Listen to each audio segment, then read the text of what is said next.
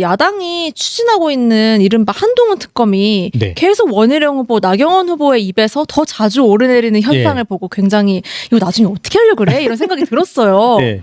원희룡 후보는 뭐 한동훈 특검은 이미 뭐 현실이 돼서 뭐 우리가 보호할래야 보호할 수 없다 막 이렇게까지 압박을 하는데 네네.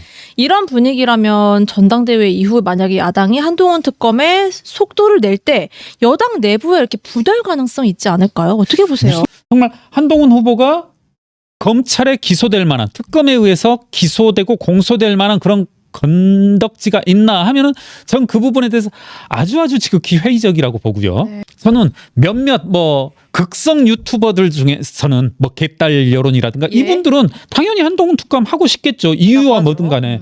근데 국민 전체적인 정서로 봤을 때 감히 여론조사를 돌려본다라면 20%라도 넘을 수 있을까? 저는 그래서 이 두 가지는 회의적이라고 보고요. 그런 의미에서 네. 뭐 나경원 후보 그리고 원희룡 후보가 한동훈 특검 뭐 안 받을 방법이 없다라고 하는데 그럼 받을 방법 좀 한번 얘기 좀 해봤으면 좋겠어요. 그러니까 네. 저 이분들이 이렇게 좀 형편없는 분이셨나? 예.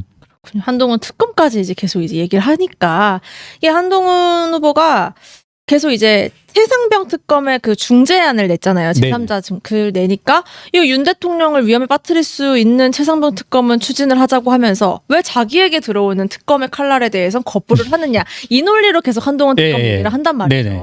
그렇다면 어쨌든 최상병 특검에 대해서는 이제 다른 후보들이나 여당 내에서도 이제 반대 목소리가 있기 때문에 제가 예. 궁금한 건 한동훈 후보가 당대표가 됐을 때 혹시 이 최상병 특검에 대해서 의견을 철회하거나 바꿀 가능성 있을까요? 어떻게 보세요? 국민 정서의 측면에서도 이게 지금 그날 이후로 뭐 한동훈 후보가 특검을 받아들이겠다 한 이후로 특별히 저는 뭐 이것에 국민 여론의 반전을 일으킬 만한 그런 것들이 없었다라면 저는 한동훈 후보가 딱히 이걸 번복할 가능성은 없지 않나. 네. 그리고 이 사건이 특검을 받아들이면 윤석열 대통령을 위기에 빠뜨린다? 그런 표현을 했어요. 저는 그게 원희룡 후보가. 웃겨요. 그럼 안 받아들이면 그러니까 특검을 하면 위험해지고 안 받아들이면 안 위험해진다. 이건 웃기잖아요. 그럼 뭐냐면 은폐하면 안전하고 그렇게 해석될 수 있겠네요. 네. 그리고 은폐하지 않으면 위험해진다 이런 거면 이게 도대체 무슨 논리인가. 네. 그래서 저는 이렇게 정말 여러 가지 사건에서 어떤 기본적인 뭐랄까요? 원희룡 후보가 이제 레드팀이라는 표현을 썼었는데 맞아요. 현재 용산에서 나아가선 범여권에서 대통령실을 비롯한 범여권에서 레드팀의 역할을 할 수 있는 그런 인적 역량 그리고 그런 것들이 사라져가고 있지 않나. 좀 앞뒤가 맞지 않는. 네. 이게 전당대회 이후 전망을 조금만 더 해보면 만약에 한동훈 지금 어쨌든 선두 대세론이 이어지고 있기 때문에 한동훈 후보가 대표가 됐을 때 이 얘기들이 좀 많이 떠돌고 있죠. 김옥균 프로젝트라고 들어보셨죠? 들어봤습니다. 밥신정변 때 3.1 철학을 의미하는 거고 네네. 친윤에서 이른바 한동훈 지도부를 이렇게 무너뜨린다 이런 썰들이 나오고 있고 물론 이철규 의원 같은 경우에는 이제 막 해당자를 고소하기도 했고 강하게 나오긴 했는데 이게 어게인 이준석 지도부 계획이란 말이에요. 쉽게 말하면 이거 가능성 있다고 보세요? 저는 이 자리에서 뭐 한 달 전쯤에 얘기했던 것 같은데 제가 무슨 말씀을 드렸냐면 연판장 프로젝트, 연판장 시나리오. 맞습니다. 이건 있을 거냐 없을 거냐가 아니라 여건만 되면 할 거다. 소위 말하는 김옥균 프로젝트 내지는 한동훈을 끌어내리기 위한 프로젝트 시나리오들은 여건만 되면 할 거다. 이런 예상들도 있어요. 김옥균 프로젝트의 일환인데 어쨌든 국민의힘은 그동안 윤리위 이슈가 굉장히 뜨거웠잖아요. 이 윤리위를 한 번 더 활용할 수 있는 거 아니냐. 어쨌든 뭐 해당행위든 뭐든 이런 얘기를 하면서 예를 들어서 한동훈 당대표가 최상병 중재안 특검을 계속 추진을 해요. 이거를 또 이제 어떻게 문제를 삼아서 윤리위로 가져갈 것이다. 뭐 이런 어쨌든 지금 당의 주류는 여태까지는 친윤이었기 때문에 그런 가능성도 얘기가 나오더라고요. 과연 국민의힘은 과거의 그와 같은 뭐 윤리위를 동원한다든가 소위 말하는 김옥균 프로젝트를 돌린다든가 연판장 시나리오를 돌린다든가 하는 것은 과거에 지난 2년 동안 당대표가 몇 번을 바뀌었는지를 본다라면 우리는 충분히 예측할 수 있다. 그리고 이번 당대표 선거에서도 몇몇 원외 지구당 위원장들이 나서서 또 했었잖아요. 네. 네. 그리고 그 부분에 대해서 저는 좀 상당한 수준의 제재가 가해졌어야 된다라고 생각하는데 뭐 사실상 아무것도 이루어지지 않았고 네. 하는 거 보면 저는 여하튼 그와 같은 뭐 윤리위 시나리오라든가 그리고 연판장 시나리오, 김옥균 시나리오 이런 것들을 방지하기 위한 수단은 국민의힘 당원들의 움직임, 자각, 관심 이런 거밖에 없지 않을까. 예, 지킬 수 있는 건 그거밖에 없다. 네. 예. 뭐 한동훈 후보가 뭐 자칫 뭐 한동훈 후보를 지지해서 그리고 선거운동 차원에서 이런 말을 하는 게 아니라 한동훈 후보가 사실 당내 기반이라는 게 없잖아요. 조직력이 좀 약하다 이런 얘기들이 늘 있죠. 이분의 문제점 중에 하나는 만들려고도 안 해요. 아니 진짜 이거는 제가 사실은 이 총선 기간에 좀 만들어봐라, 조금 확장해라 네. 이런 말을 사실 몇 번 했거든요. 네. 한동훈의 자문그룹 원으로서 그러니까 네. 너무 이 사람 뭐 자기 어떻게 보면 좀 나이하게 말씀드려 볼게요. 자기 사람을 안 만들어내고 이래서 한 번은 전화를 해서 좀 만들어라 그래야 되지 않겠냐. 그런데 이분은 그러지는 않더라고요. 조금 예. 그런 부분 정치는 어쨌든 이 조직력도 무시할 수 없는데 네. 그 한동훈 후보가 당내 지지 기반도 없고 네. 또 당내 지지 세력을 만들려고 적극적으로도 움직이지도 않는 그런 후보라면 네. 국민의힘 당원들이 내지는 나아가서 감히 말씀드려 본다라면 국민들 중에 건강한 여론 지지층들이 지켜줘야 되지 않을까 저는 그렇게 생각합니다. 이 당대표 선거가 끝나고 나서 나경원, 윤상현, 원희룡 후보와 한동훈 후보가 뭐랄까요? 적어도 좀 회복이 되겠는가? 그러니까. 지금 이 선거 과정에 주고받은 많은 언어들이 홍준표 소시오패스, 뭐 이철규 분노와 자괴감 이런 것들이 과연 회복될 수 있는 언어인가? 이게 지금 당대표 선거 때만을 위한 언어인가 보다 더 뿌리 깊은 불신이 있을 텐데 참 이건 정말 한동훈 후보에게 던져진 과제이자 맞습니다. 예, 어려운 뭐 과제랄까 이건 뭐 어느 평론가라도 쉽게 답은 못 내놓을 것 같아요. 네. 야 웃으면서 화합하고 만나고 해야 돼. 그랬다 한들 심금에 쌓여있는 시면에 쌓여있는 그런 뭐랄까요? 앙금들은 어떻게 할 건지 이건 한동훈 후보 스스로 풀어야 될 과제로 보입니다. 이곳의 분열 조짐도 심상치가 않습니다. 검찰인데요. 네. 김건희 여사의 비공개 검찰 조사 소식이 전해지면서 검찰 내부 분열 상황이 드러나게 됐습니다. 김 여사가 토요일이었죠. 20일에 검찰이 아닌 자신이 결정한 제3의 장소에서 한 12시간 정도 대면 조사를 받은 것으로 확인이 됐고요. 주가 조작 피의자 신분으로 첫 조사였고 현직 영부인으로서는 처음이었습니다. 네. 일단 이 조사의 시기와 형식에 대해서 어떻게 평가하셨어요, 회계사님? 상당히 뭐 다들 놀랬죠. 예, 다들 놀랬고 저는 이제 뭐 아쉬운 부분이 뭐였었냐면 그러니까 이원석 총장이 그 전에 계속 언급하기를 즉 제 기억으로도 이 부분은 계속 반복되어 왔던 것으로 기억합니다.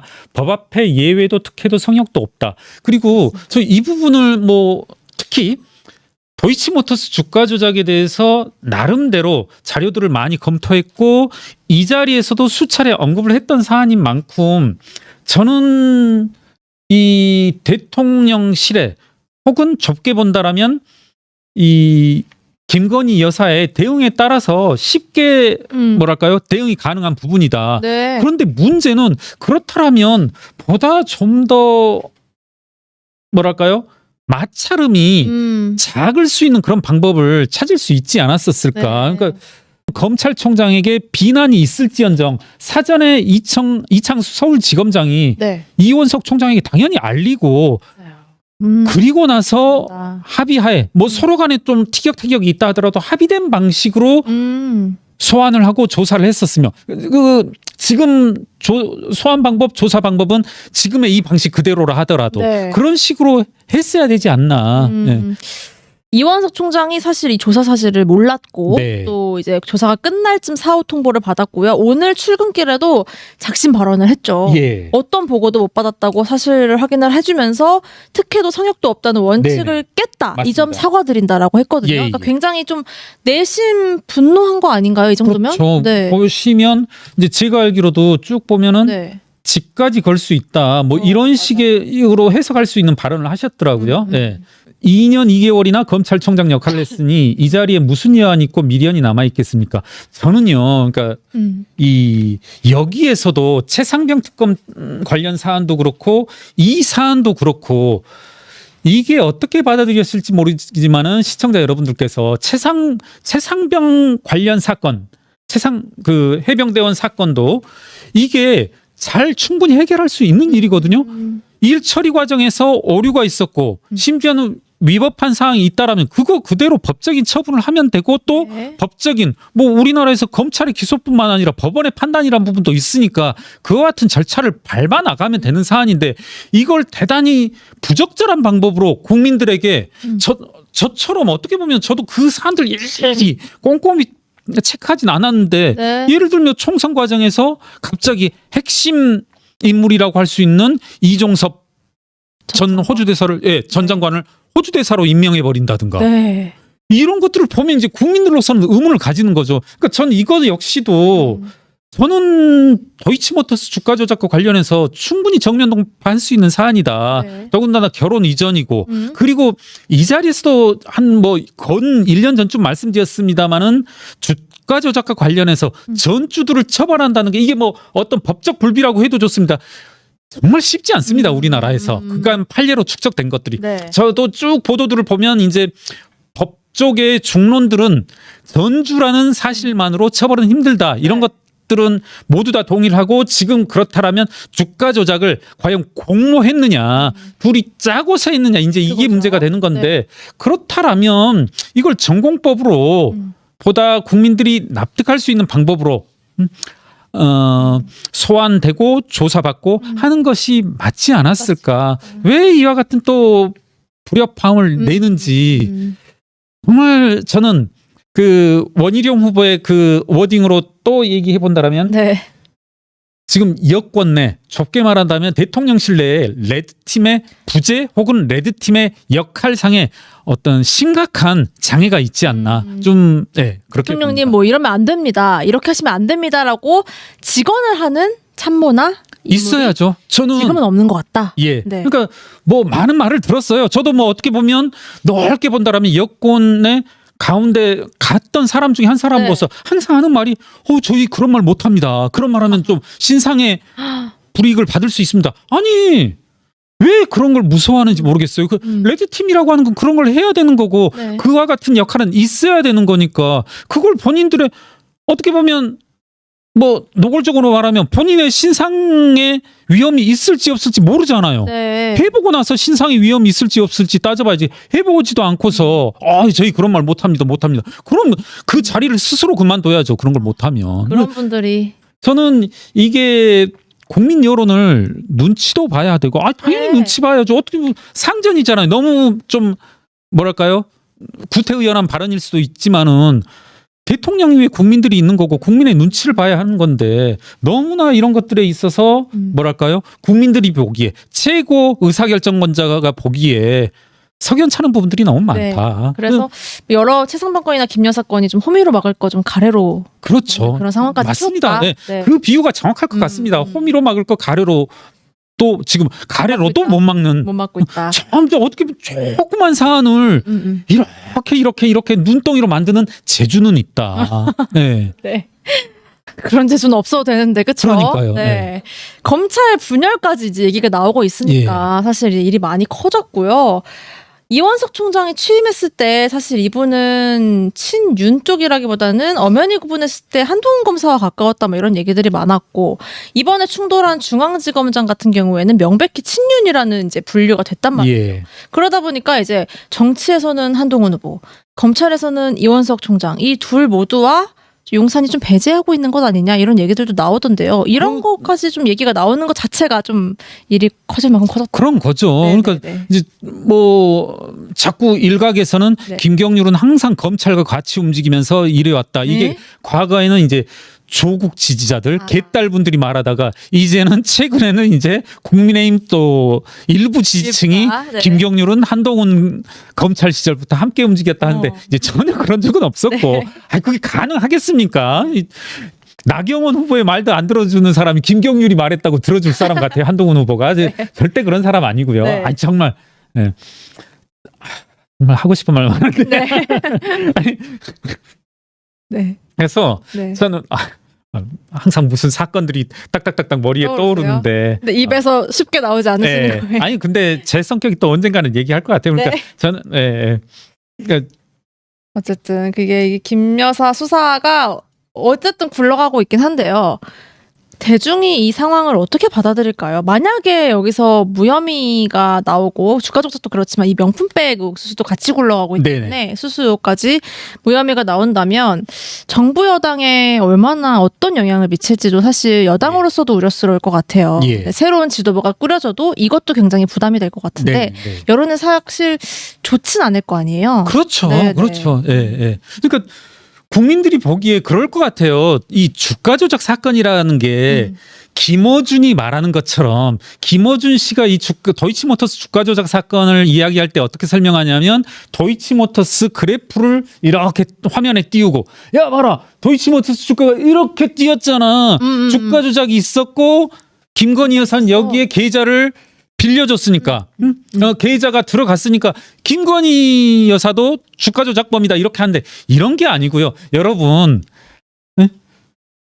이 주가 그래프 이렇게 해서 이렇게 뛰는 그래프 제가 장담컨대 우리나라 코스닥 종목의 90%까지는 과거 3개년 주가 그래프 보면 이렇게 뛰지 않았던 적이 없어요. 그리고 심하게 말하면 다들 그러거든요. 코스닥은 진짜 세력들이 움직이는 데라고, 세력들이 좌지우지는 데라고. 우리나라 세력들이라는 게 정말 아니 저는 이건 개인적으로 심각한 문제라고 보는데 그만큼 세력들이 좌지우지해요.